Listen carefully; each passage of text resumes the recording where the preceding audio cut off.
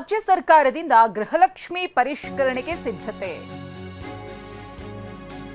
ಫಲಾನುಭವಿಗಳ ಮರು ಅರ್ಜಿ ಸ್ವೀಕರಿಸಲಿದೆ ಸರ್ಕಾರ.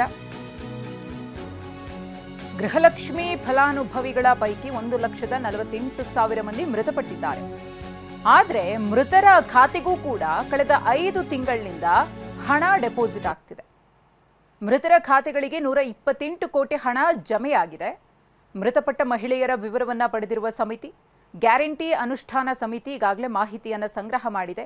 ಈ ಮಾಹಿತಿಯನ್ನು ಆಧರಿಸಿ ಅಧಿಕಾರಿಗಳಿಗೆ ಸಿಎಂ ಡಿಕೆ ಶಿವಕುಮಾರ್ ಅವರು ಸೂಚನೆಯನ್ನು ಕೊಟ್ಟಿದ್ದಾರೆ. ಗೃಹಲಕ್ಷ್ಮಿ ಫಲಾನುಭವಿಗಳ ಪರಿಷ್ಕರಣೆಗೆ ಸಿಎಂ ಅವರಿಂದ ಸೂಚನೆ ಹೋಗಿದೆ. ಹಾಗಾಗಿ ಈ ಒಂದು ಗ್ಯಾರಂಟಿ ಯೋಜನೆಯ ಫಲಾನುಭವಿಗಳು ಯಾರ್ಯಾರಿದ್ದಾರೋ ಅವರು ಹೊಸದಾಗಿ ಅರ್ಜಿಯನ್ನು ಸಲ್ಲಿಕೆ ಮಾಡಬೇಕಾಗುತ್ತೆ. ಈ ಹಿಂದಿನಿಂದಲೂ ಕೂಡ ಪ್ಲಾನ್ ಇದೆ ಪರಿಷ್ಕರಣೆಯ ಬಗ್ಗೆ. ಇದೀಗ ಅದು ಮತ್ತಷ್ಟು ಚುರುಕನ್ನು ಪಡೆದುಕೊಳ್ತಿದೆ.